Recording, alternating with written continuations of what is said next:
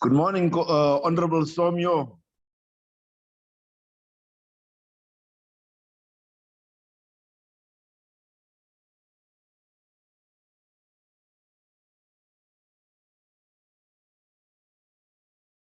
You should have started with Honorable Hade, but you see, you're not getting response from Honorable Somi. Okay, no, I'm seeing you also on the platform now. Good morning, Honorable Hateb. How are you? No, you are too late. No, Honorable Somyo is on the platform. No, I'm good. How are you, my whip? Long time, man. Yeah.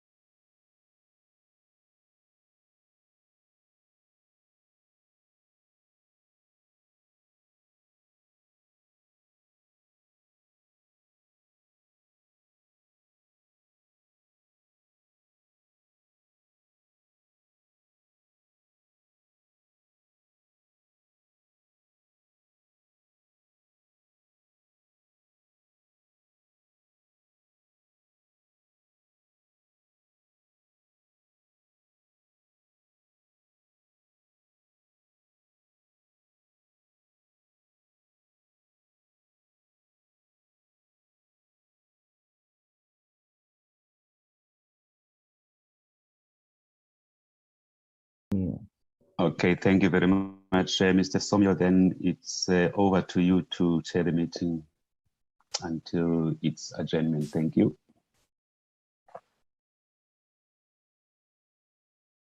Do we have Mr. Somyo yet? Yeah, I see he's on the platform. Maybe let me just give him a call too. I see he's on the platform. Oh yeah, recording in progress. Let me just give him a call in case. Okay, Mr. Somyo, over to you.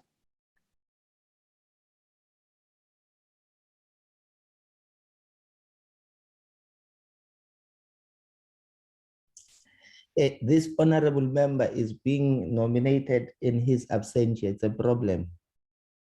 Now he's on the platform. But he's blue ticking us or blue ticking us because we've been calling his name.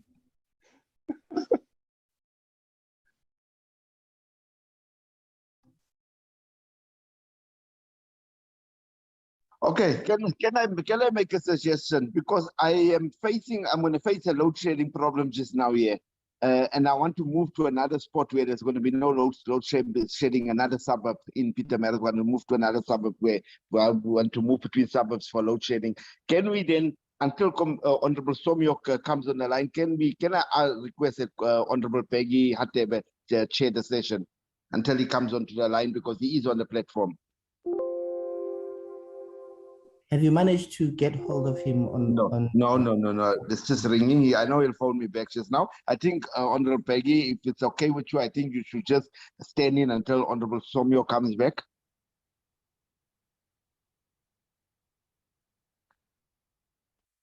Members, Is there any objection to that? Does members agree to that?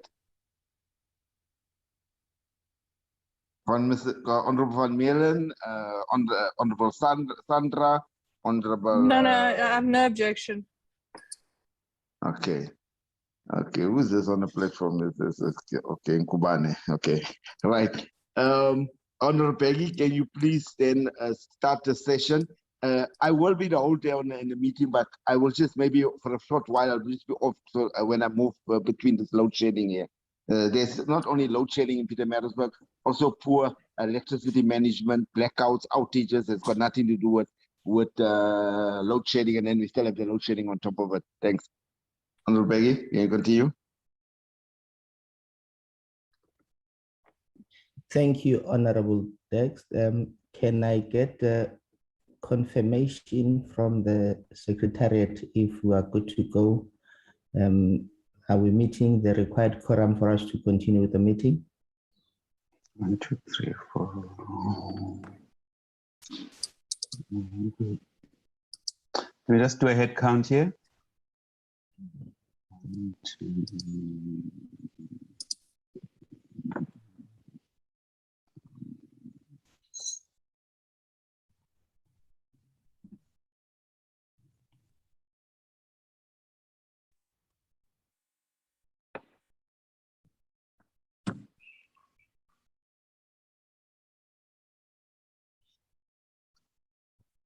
Yes, we can continue.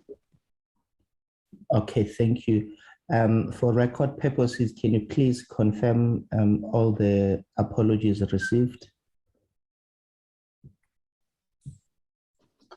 We've received an apology from the chairperson. I don't know if Ndombe has received any more. Received the apology from Ms. Mente.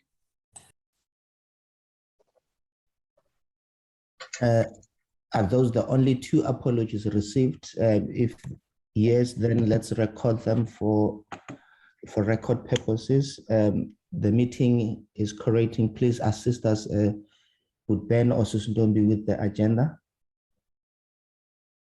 Okay. And our guest confirm if all those that have been invited are here.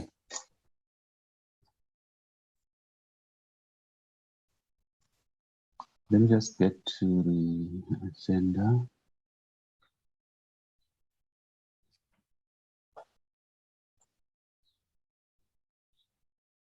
All right, today we're having a briefing by the Auditor-General on the 2020-21 annual report and financial statements of ESKOM, after which adoption of minutes is lined up.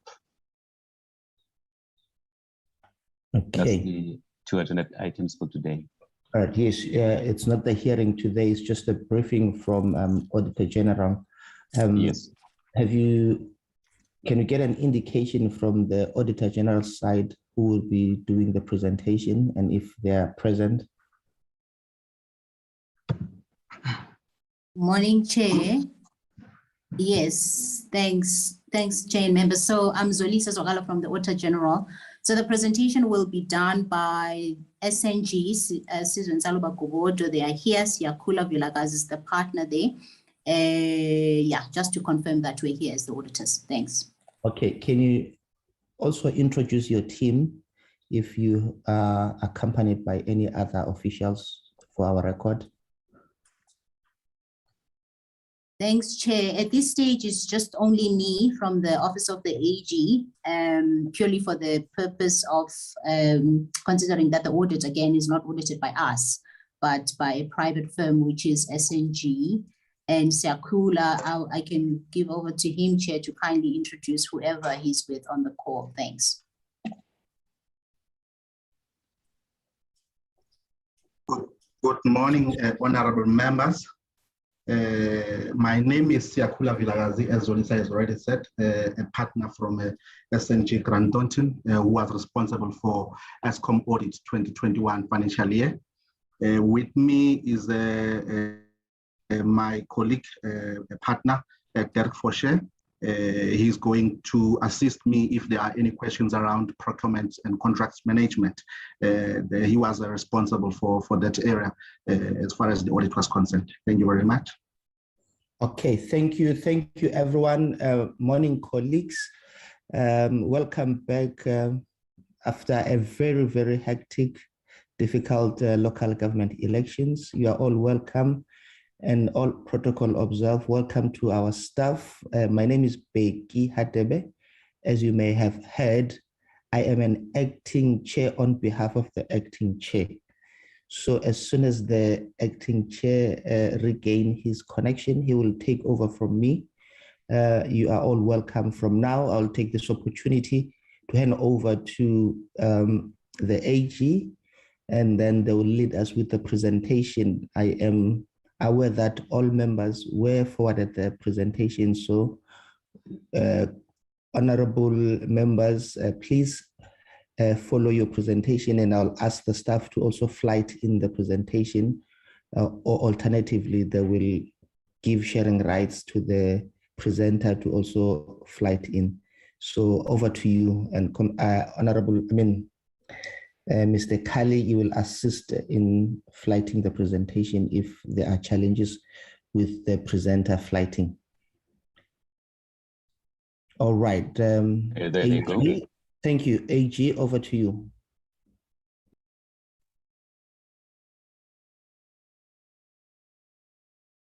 Thank you very much once more. I'm not sure, do I have to switch on my camera so you can see the face behind the voice?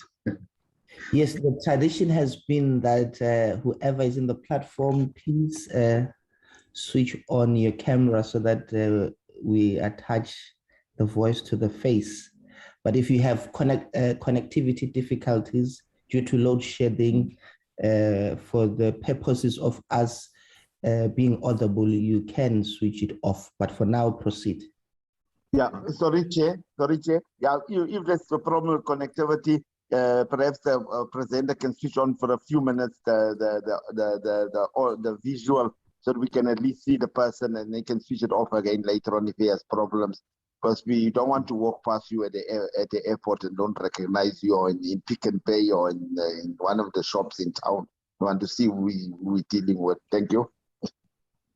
Okay, thank you very much. Yeah, I must also confess, I sometimes struggle with Zoom. I'm more familiar with Teams, and I'm trying to move my slides here, and while I'm trying to do that, it's not moving. Let me try. Okay, I think what I will do, my slides are not moving here, and I'm busy pressing the arrows. I will start. Then I will just, because I think the members, as you already indicated, chairperson, that the members have the presentation. I will indicate where exactly I am as far as the presentation is concerned. I think what... Mr. Kali, have you given the sharing rights to the presenter? Okay, let me... Yes, that's his screen showing. The only challenge he has is that it's not moving. Okay. Oh, there it is now. No, I think now it's moving. Now it's moving. All right. Thank you very much. Yeah. Thank you. Proceed. Yeah. Okay. If you can get it on full screen. Yeah, I think full screen. Let me. Okay, I think you'll have to give me a bit of a lecture there just to indicate how do I put this on full screen. Right. I'm not sure either, but as I indicated, I'm sorry, members, I'm not that familiar with Zoom. Okay, as a quick fix, you can just drag the screen to the top and then expand it at the bottom. And on your bottom right, there's a 0 and 100. You can just click on the plus there until it's the right size. That's a quick fix. I'm sure there's a more correct way of doing this, but as a quick fix, you can do that. Okay. Is it better now? Yeah, it's better. It could be better. Like I said, if you can drag the whole screen up, the whole page up to the top of your screen, and then expand it at the bottom.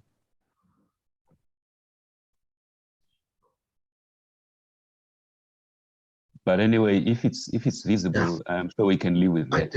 I think let me start. Okay. start there. Okay, thank you very much. Yeah. I think as Zolisa has already indicated, I think it's important to just emphasize that the audit was done by SNG Grant Thornton. That is the 2021 March audit, and the AG was there.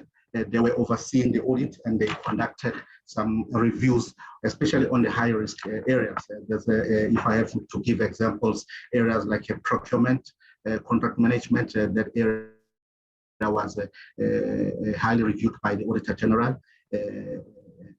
Assets management, it was also reviewed, going concern and all of that. And at the end of the audit, AG was satisfied with the approach and the audit work that was done as far as those high risk areas. That was done, of course, in preparation of AG taking over the audit in the next few years. I think that decision has not been made yet as to when exactly the ESKOM audit will be done by AG. If I go to section 1.4, I'm not going to go through all the paragraphs, members, in the interest of time. Section 1.4, there we are just repeating what is already in the financial statements. It's just we've just taken a few which we thought were important. I think what's important here for me to note is the fact that while we do have guarantees currently against which ESKOM is drawing down as far as the funding is concerned, we are in a state where we are approaching that time where repayments are going to become a bit of a pressure as far as ESKOM is concerned. I think even last year we did indicate that we were left with 6 years. We are now 5 years time. There's quite a number of debts, debt repayments that will have to be made. I think we've indicated in the third paragraph of section 1.4 that 152 billion rands will have to be available to ensure that those debt repayments can be made.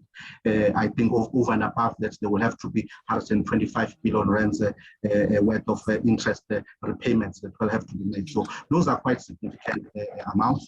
I think it's very important that going forward to get clear plans when engagement is done with ESKOM to hear how are these monies going to be repaid going forward.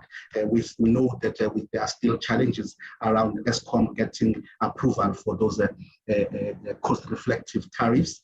So, because I think it's mainly in two ways this can be repaid. It's own ESKOM money, which will be generated based on cost effective tariffs, or it's a government support. So while there is still those challenges around the tariffs, then it means that there will have to be government intervention or support in the next few years to ensure that those repayments are done. So I think that's an important point which I thought I should just lift there to ensure that going forward it's very clear from ESKOM side, and the committee is very clear as to how exactly these repayments are going to be effected going forward. Then if I go to section 2, paragraph 2, there we're talking about the audit opinion history. You will see that in the table that the audit was qualified, and it has been like that since 1617. Actually, if you count, I think it's 5 years of qualifications on irregular expenditure. It's the same item that we are qualifying on. And again, maybe you've already had this song over and over again in the past, that ESKOM, through their own processes, which we feel are inadequate, they identify irregular expenditure transactions throughout the year, and those then needs to be captured in a register and then also disclosed in the financial statements as irregular. So what we then do from our side, we audit that figure, that note in the financial statements to see whether is it complete or not. So we select our own transactions, make sure that test as to whether their compliance with the legislation, PFMA in this case, and year in, year out, we always find How is the door closed? or two, quite a number.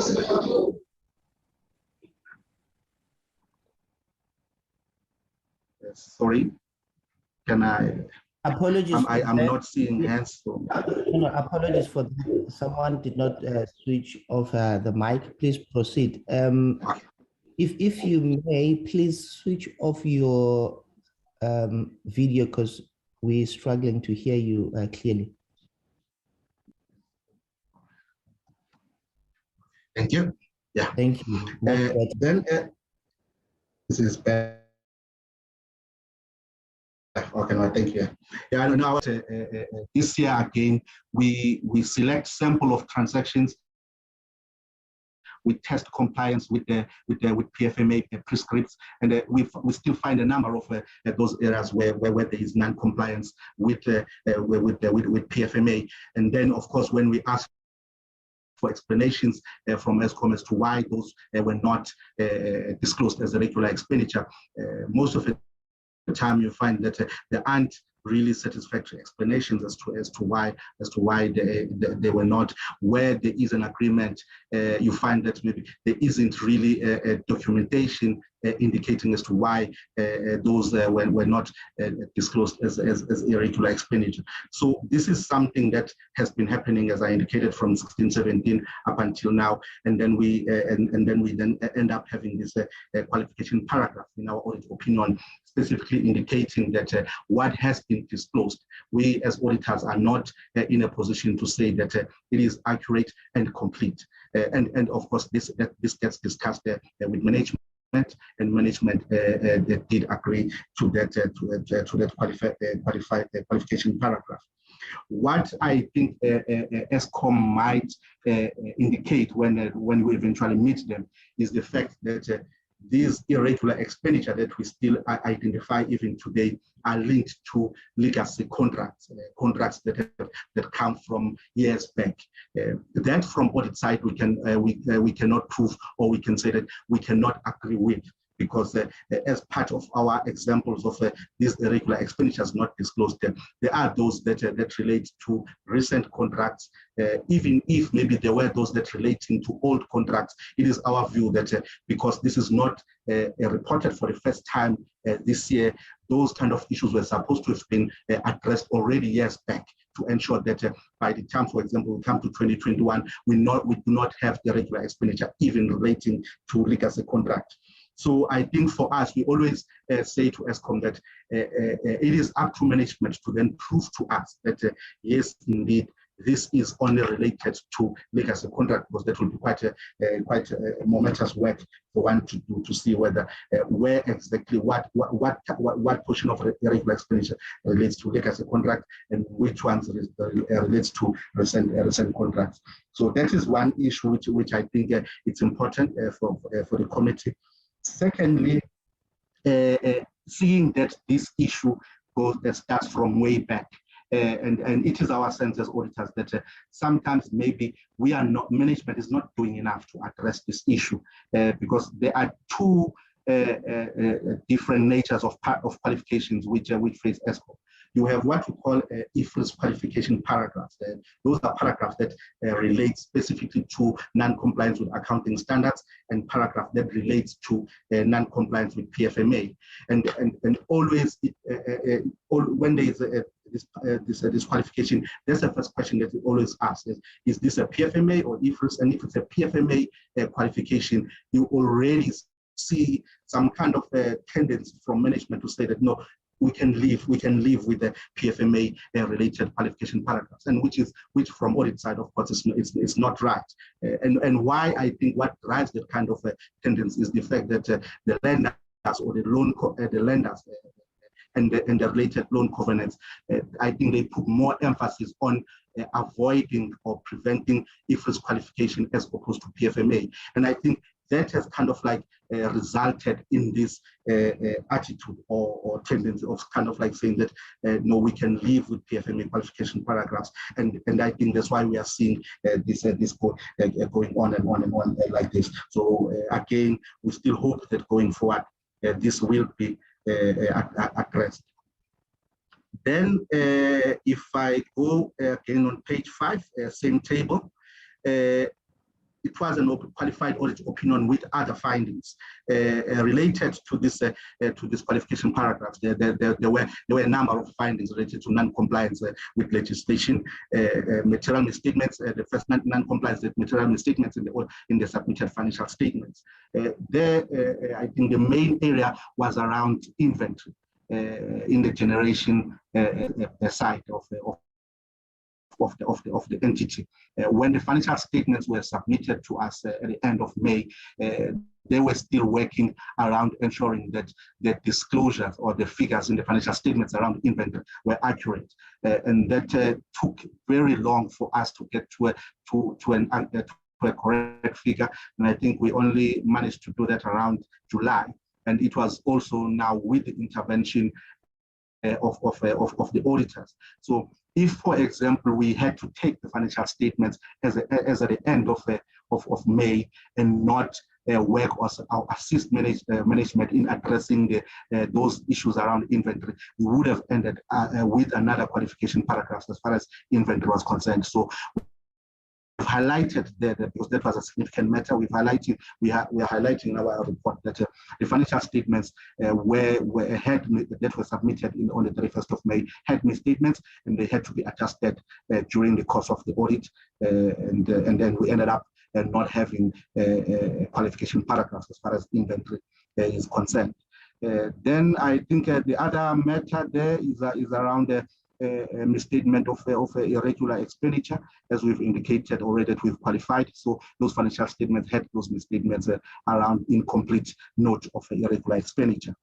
Then the other matter items, again, you'll see that from 17-18, they've always been the non-compliance with the legislation around expenditure management, procurement and contract management, and consequence management. And I'm just going to expand a bit more later on in this report. But I think here the most important point is to see that you have your ticks right across from 17-18. If we are putting 16-17 here, we will have ticks. We will have the same indication.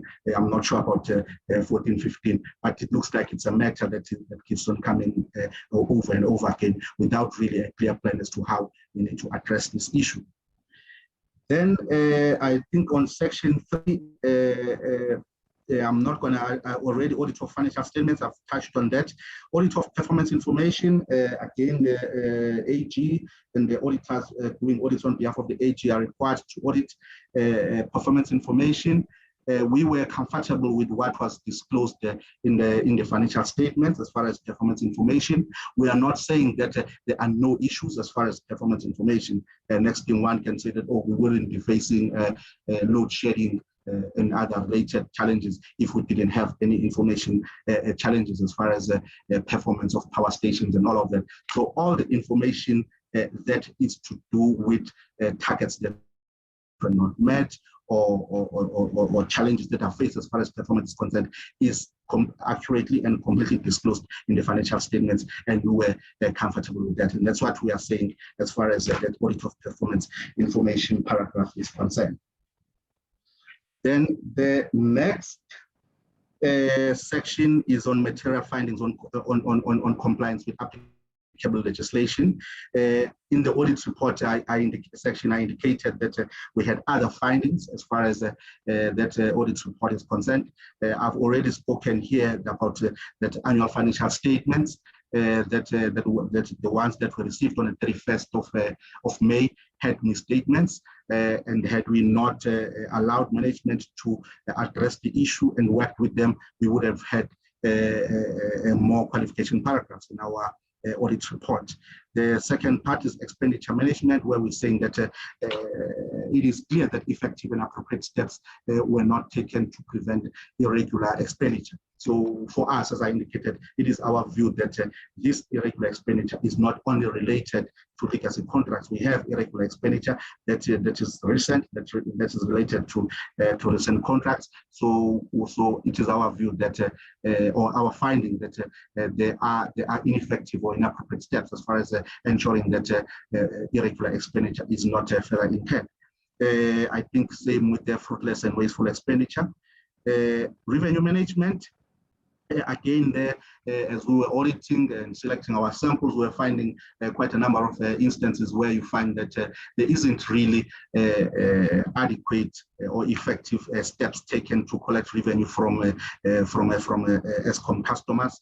And the argument that will always be there will be to say that no, but ESKOM is doing more than enough to recover debts from municipalities and big corporates, but when we select our samples, we do not only select the big customers. We only look at the household, the Siakulas and the normal man on the street. And I think that's where our biggest finding was the fact that when you look at this household accounts, there's quite many instances where you find that there is no evidence that warning letters or notifications were sent to the customer to say that please pay up.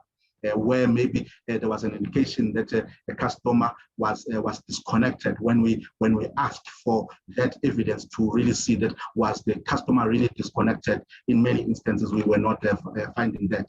So of course, then if we've selected a sample of 10 and a certain percentage of the 10, we did not find adequate evidence to say that effective and appropriate steps were taken, we then include the paragraph in our report. So in this instance here, as I indicated, I think quite in our samples, a high percentage where we did not really find evidence that effective and appropriate steps have been taken to recover that revenue. And I think it might sound like it's just a non-compliance issue, but here we're talking about money that is not recovered from the customers, money that can be used to kind of like address some of the challenges as we are facing currently, as far as the performance of ESKOM power stations are concerned.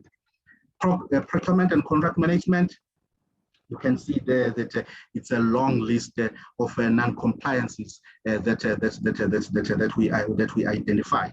And this is what relates to result in this irregular expenditure. I think that what's important here, my very first sentence as far as the procurement and contract management, we are saying that availability of records to support procurement activities is a matter that requires intervention at ESKOM.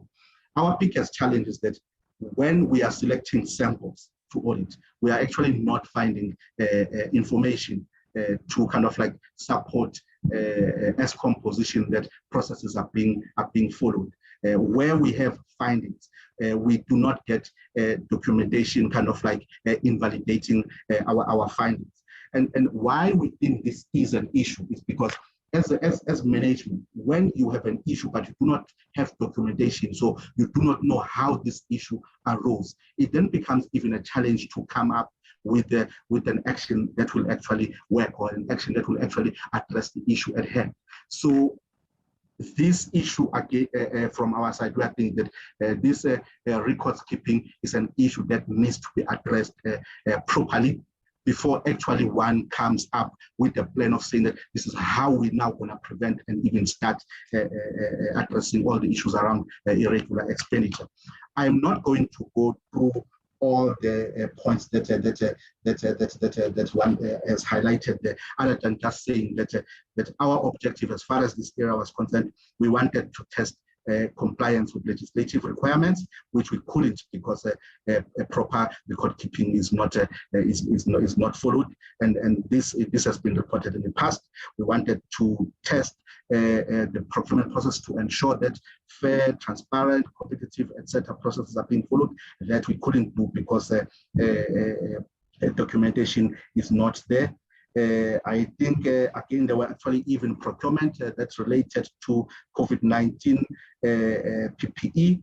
And there, I think the first thing we ask is to say, give us a register of all COVID-19 related procurements. And you find that first of all, you do not get a register of all of those. So even if you could select a sample, you do not know whether are you selecting your sample from a complete register or complete population of COVID-19 related procurement. So the documentation is a big problem because it does makes it impossible for auditors to test compliance, and even for management to actually even know how to address the issues that are coming back from many years back. Then the last point there, as far as non-compliance with applicable legislation, is consequent management. in many areas where there has been instances of irregular expenditure, I think PFMA is very clear that in some instances, ESKOM will have to take disciplinary action in cases where maybe there's been irregular expenditure with loss and there are no proper explanations as to why that had to be incurred. Disciplinary actions need to be taken. So we select samples of those examples of irregular expenditures, and we do not get evidence that either there was any investigation that was done to really determine the root cause of that irregular expenditure, or to really confirm that implicated employees were indeed disciplined. So that kind of evidence is very hard to get. The response, of course, is always swift to say that no, but we've done this we've done this as far as this.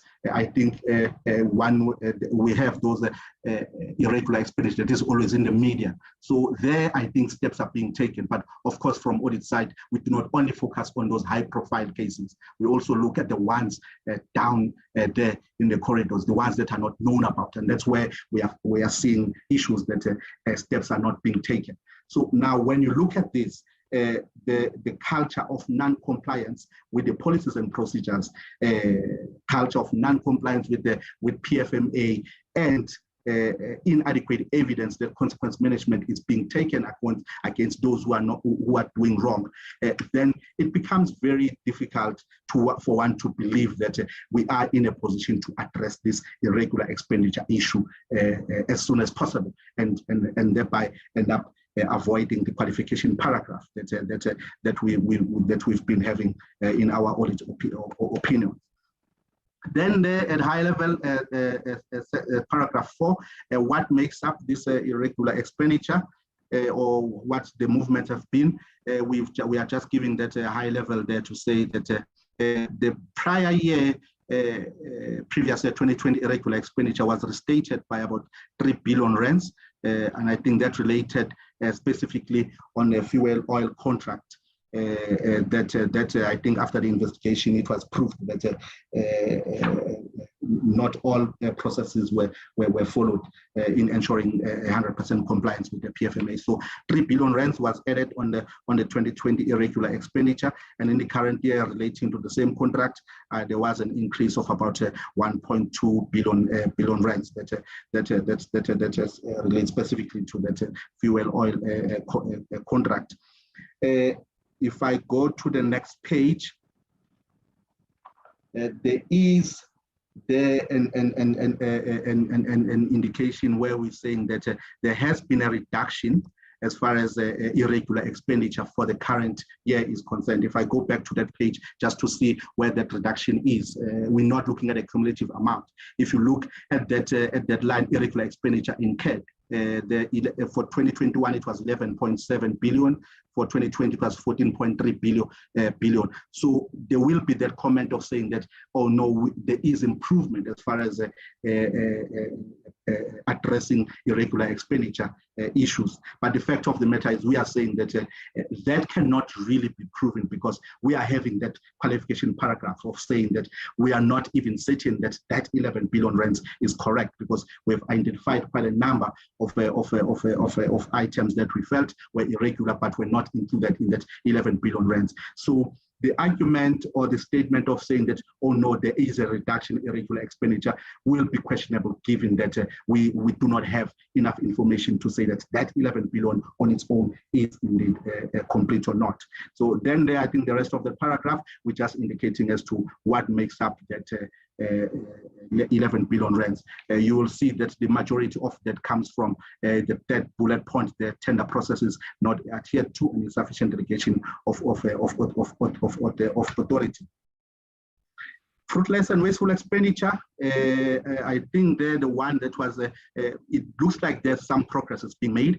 I think the increase there, or the one that was really added this year, again, it relates to the overpayments that were made as far as the one fuel oil contract of about 1.28 billion rands. So that's what has been indicated here, and ESKOM is pursuing the recovery through civil proceedings as far as that is concerned. Then going down to section 5, reportable irregularities. I have in that table on page 9 listed all the irregularities that were reported as required by the Auditing Professions Act. Again, just to emphasize that these were reported to IRBA. And also keep on reporting the progress as to what is being done. Are they being addressed, or are they being closed or not? So, and what I've done here, I've listed from 2017 just for the committee to see what have we been reporting all along. So these have been disclosed in the financial statements, especially around what steps are being done to address this and whether these are still closed or not. The ones that, because the 2017, 2018 ones, we've already spoken about in the previous briefings. I think let me quickly just touch on the ones that were reported in 31 March 2021 financial year. That is 12, 13, and 14. The first one relates, as indicated, to the contract that was awarded to Econ Oil by the board, and I think the allegations, I think from the former CPO and the other parties within the entity was that the board approved, I think that was in October 2019, a contract to Econ Oil, while the board knew about the irregularities around the previous contract with Econ Oil. Of course, then the allegation was that the board failed in their fiduciary duties to ensure that ESKOM did business with the reputable and ethical suppliers, and ESKOM did not lose money.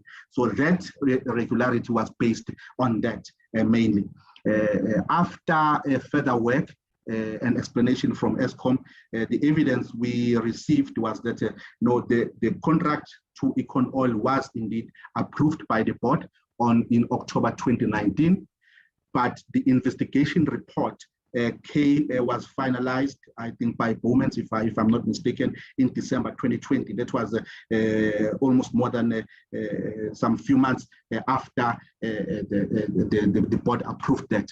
And then the report itself was then presented to the board actually in March 2021. And then after that presentation, the board did indeed then cancel that contract with Econ Oil. And I think that the position of the board was saying that, yes, indeed, there were irregularities, but there was a difference in opinion of saying that the board really got aware of the irregularities way after they approved the second contract to Econ Oil. But after they received that report, they canceled the contract. And I think the information we also have was that this matter ended up in court, and the court decided in favor of ESKOM, saying that there was not a contract between Econ Oil and ESKOM. And I think the matter is maybe still being deliberated in court. I'm not sure whether there is a party that has appealed the last decision of the court.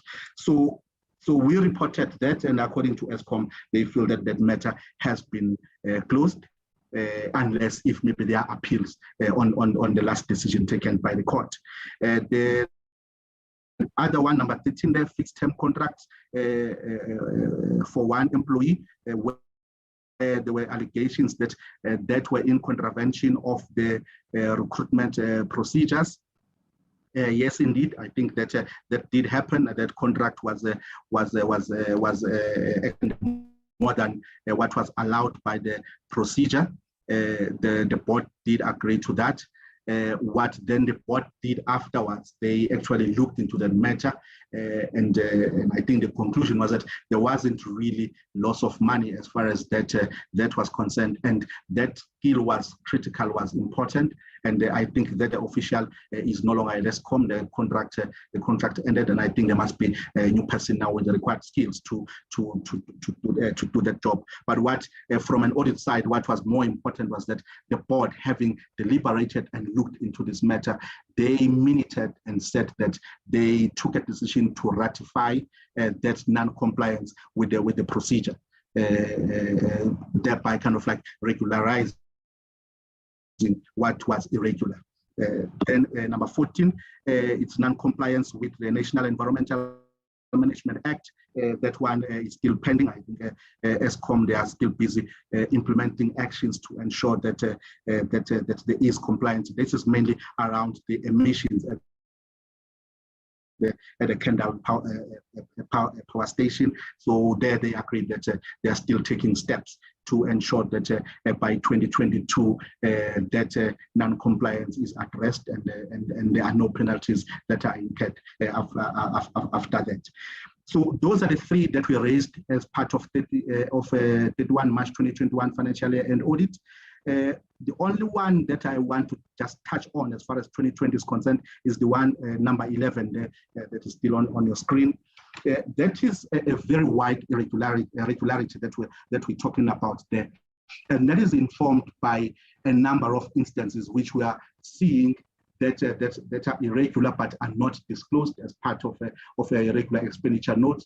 And we are then saying that, look, there is a high probability that there are a whole lot of other transactions or irregularities that meet the definition of irregularity as per Professions Act, which maybe one might have not been able to identify. And we are putting that irregularity there to say that as a result of the incomplete register of irregular expenditure or insufficient information to say that everything is disclosed, there is that irregularity just around the non-compliance with PFMA, thereby resulting in the qualified audit opinion that we issue. So that number 11 is kind of like all-encompassing irregularity.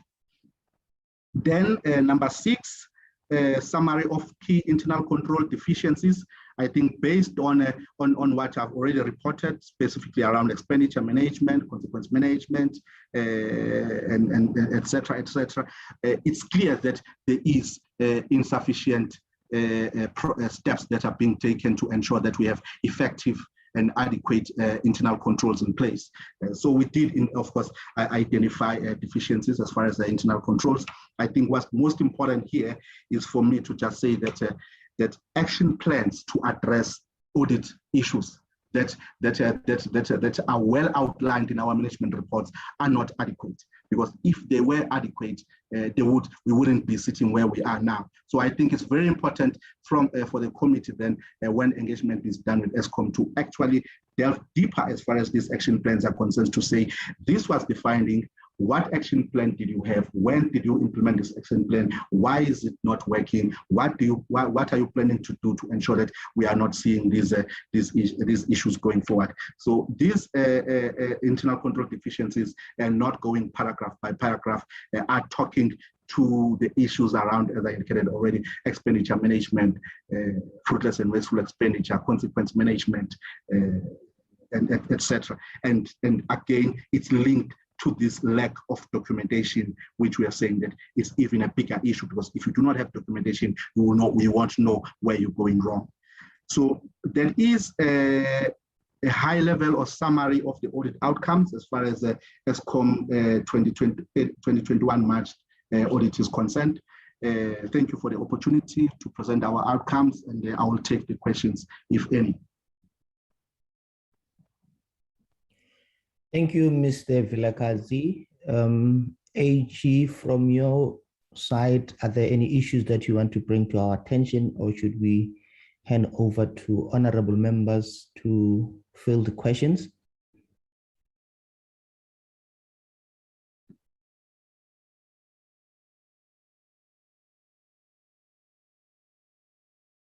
AG? All right, it appears as if there are no further additions.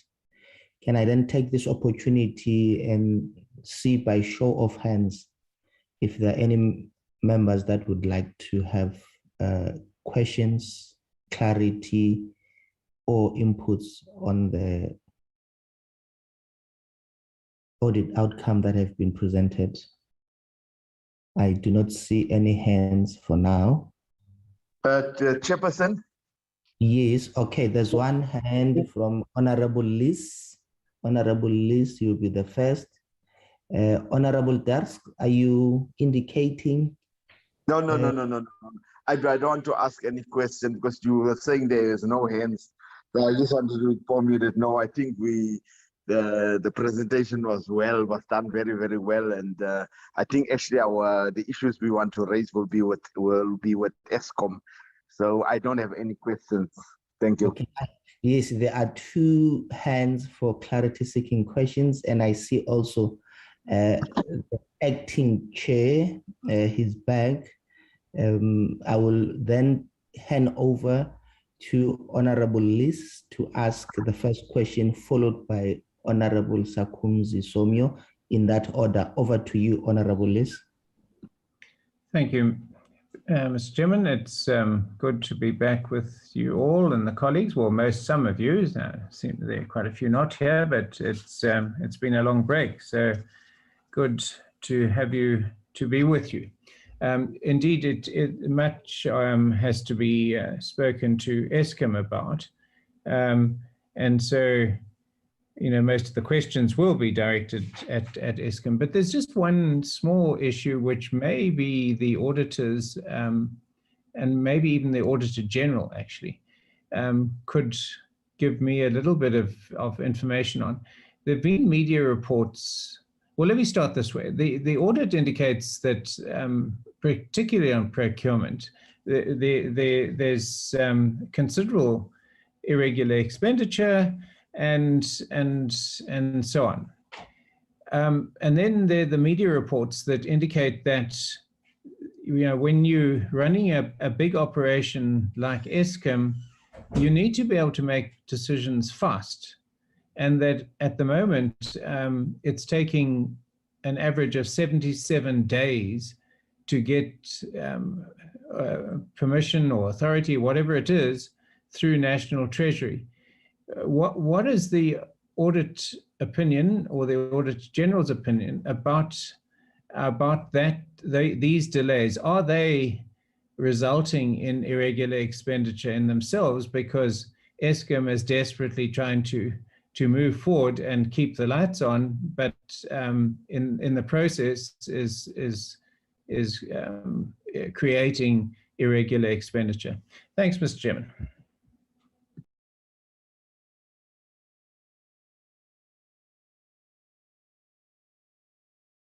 Honorable Somyo, please proceed. Thank you very much, Chair. Good morning to honorable members and a team from the Auditor-General and the audit company.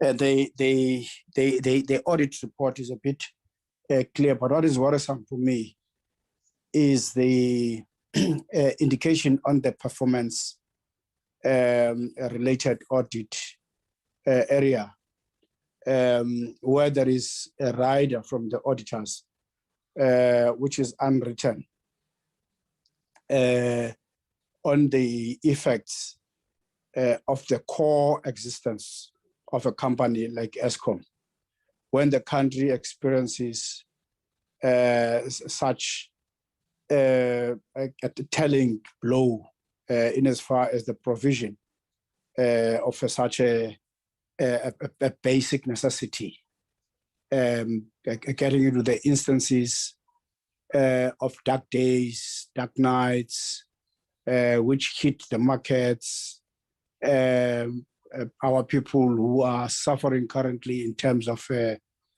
their jobs, making ends meet, to those who are SMMEs.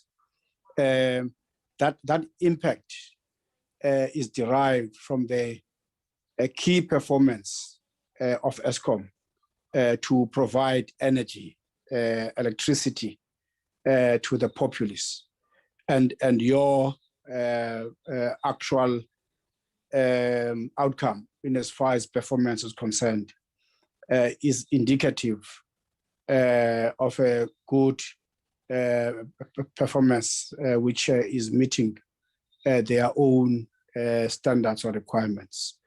How can you be able to advance that at this stage?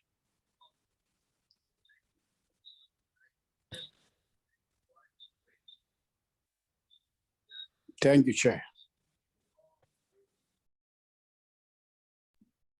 Okay, no, thank you. There's another hand from Honorable Swartz. Please proceed, Honorable Member.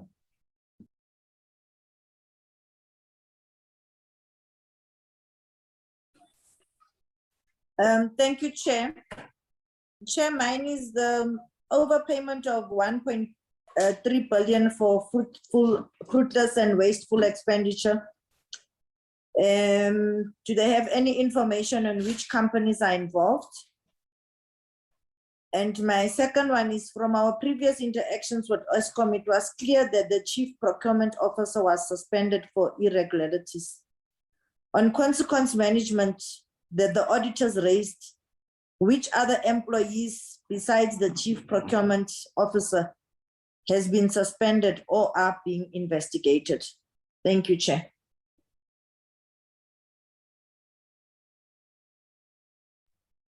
Okay, those are the three questions for now. Can I then hand over to the AG's team to respond to the question as asked by honorable members? Thank you.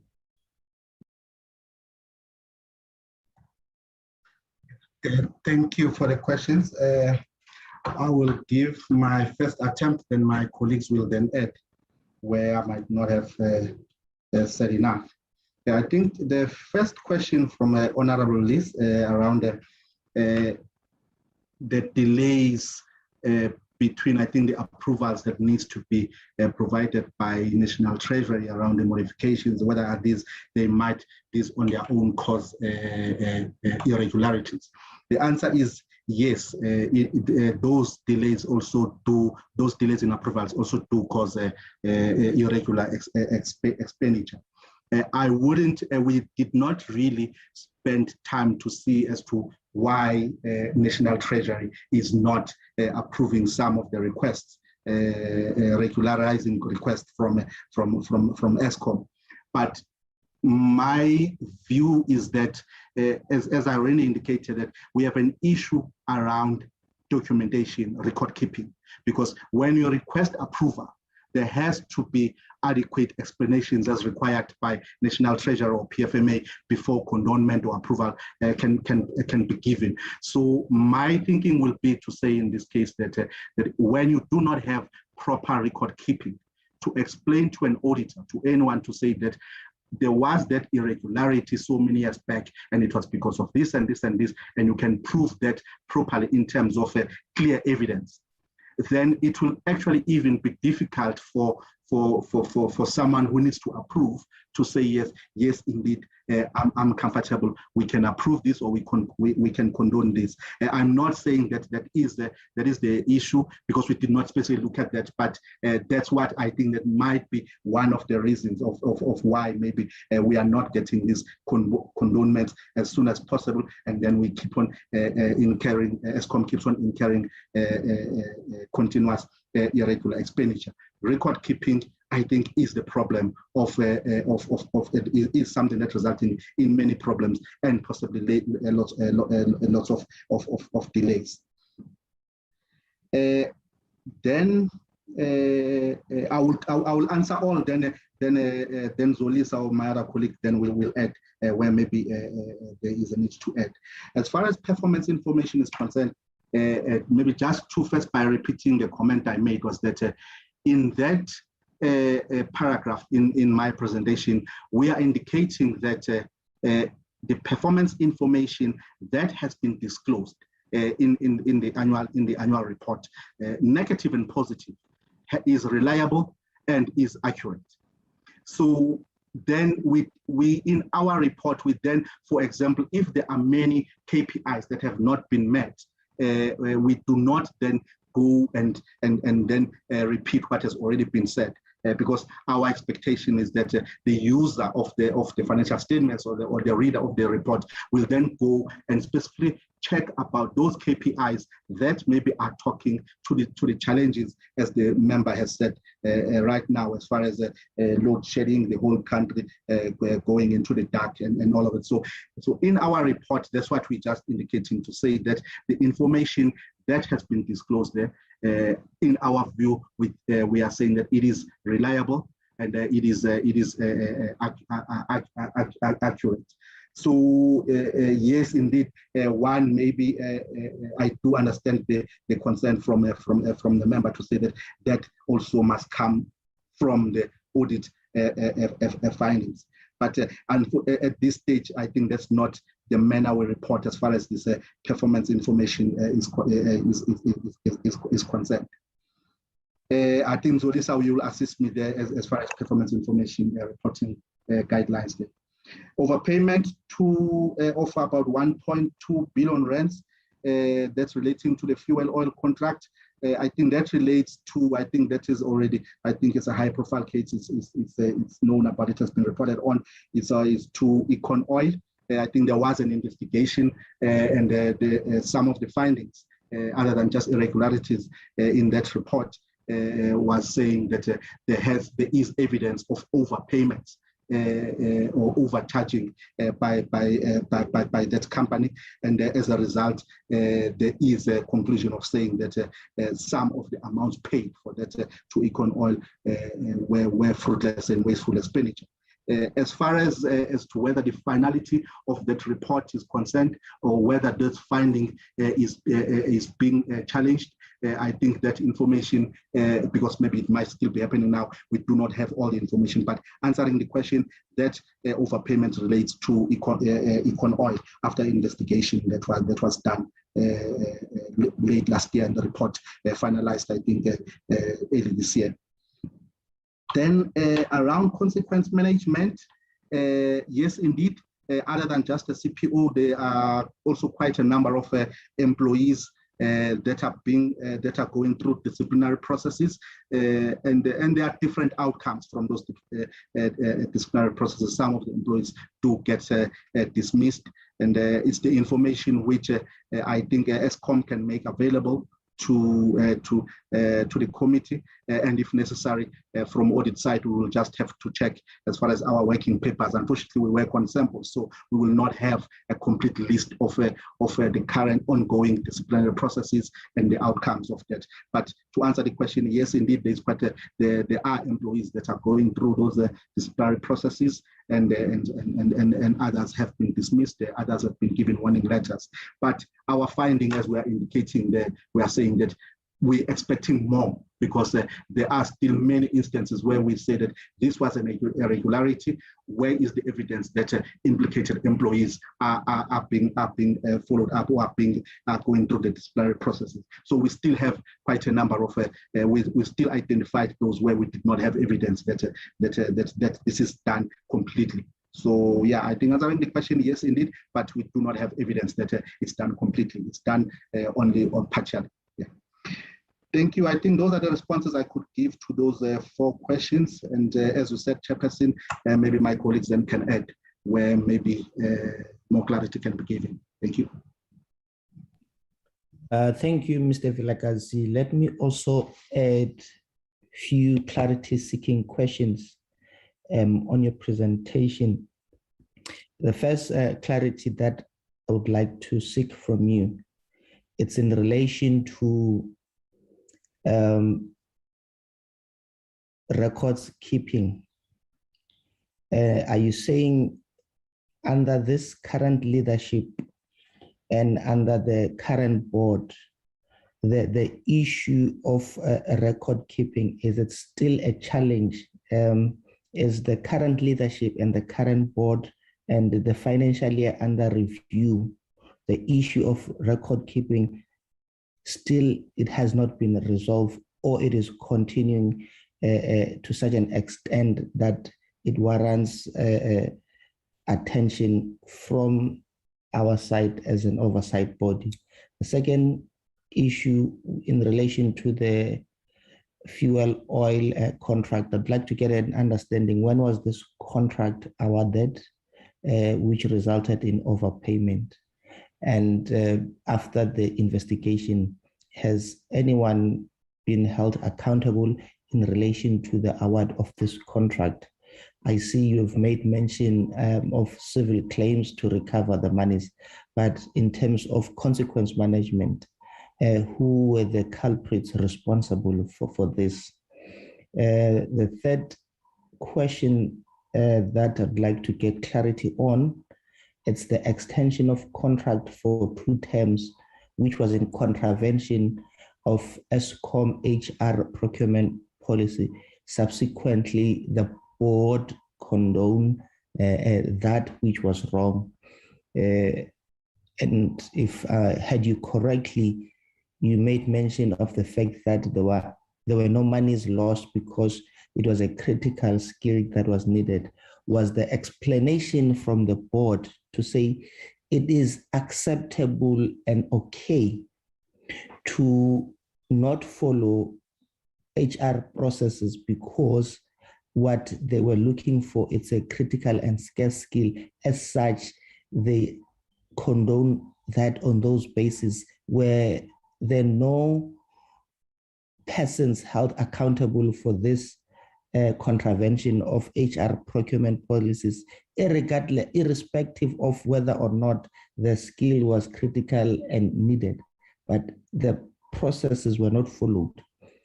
Was there anyone held accountable in your investigation in this regard? Thank you, AG. Those are my few questions.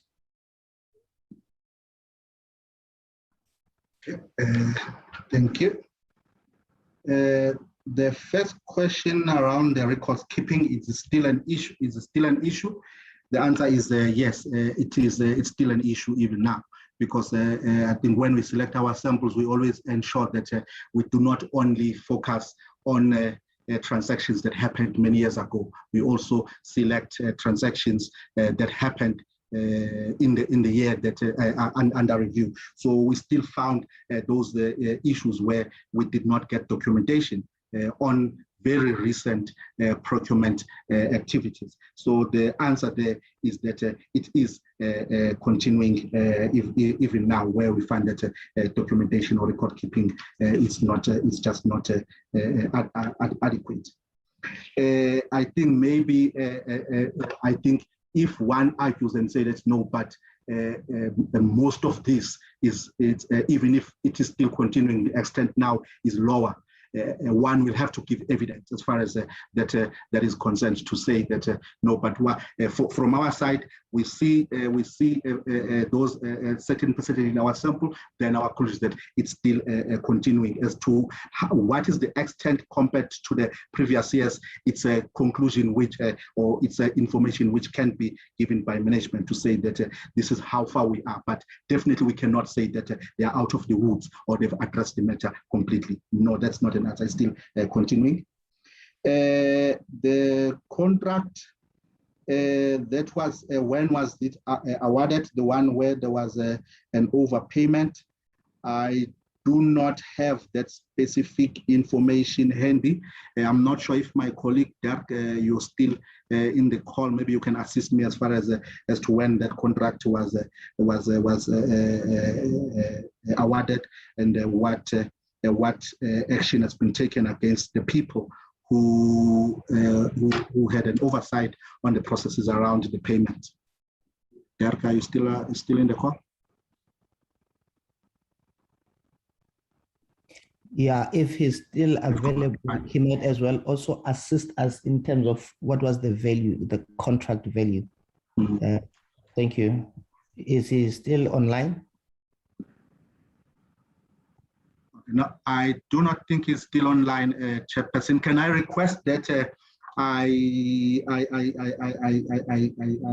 get that information, I put it in writing, then I follow the right processes and share it with the committee?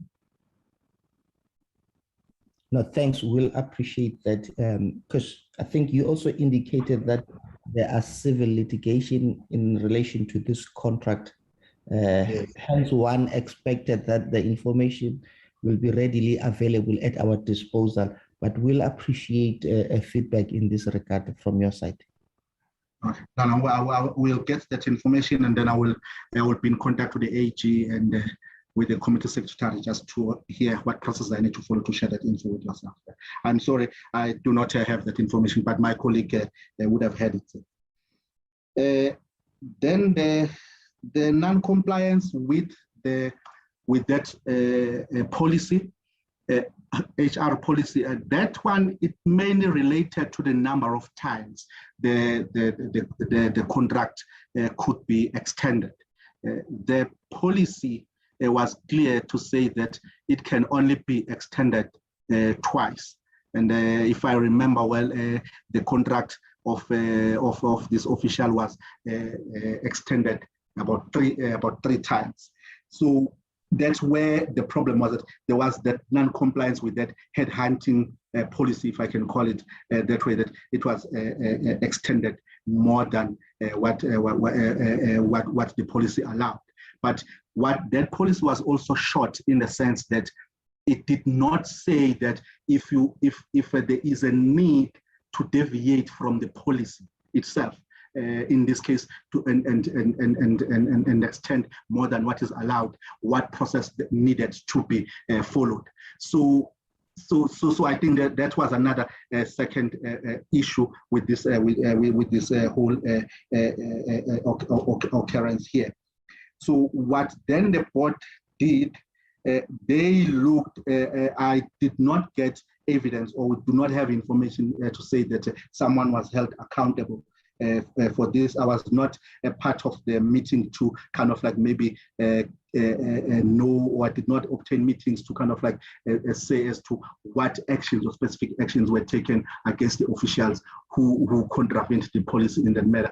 We only obtained the resolution that was taken by the board to say that the board ratified that non-compliance, but the specifics as to whether who was held accountable and what action was taken, that information we did not obtain. But I think from where I'm sitting, I think we had a lengthy discussion on this.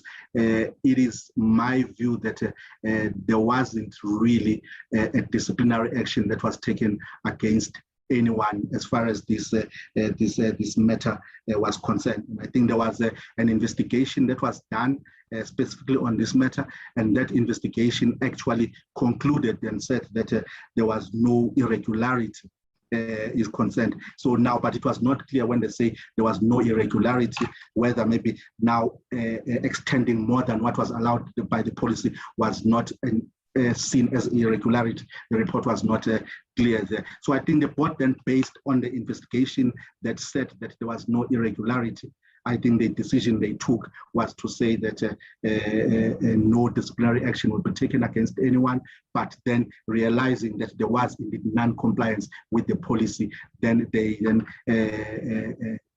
ratified that, and the resolution was then shared with the auditors as far as that matter is concerned.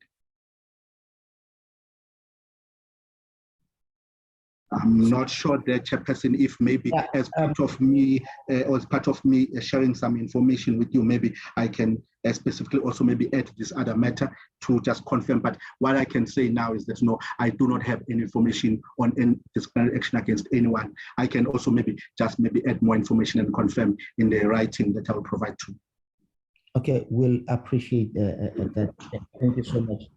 But I'm interested from your side in terms of this matter, were there irregularities in terms of your finding?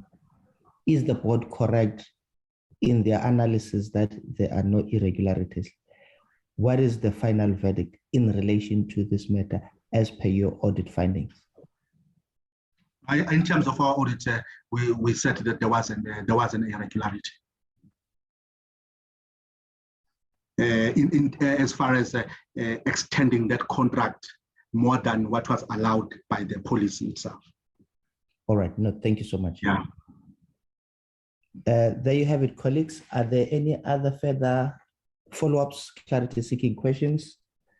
Should we thank AG and proceed to our next item?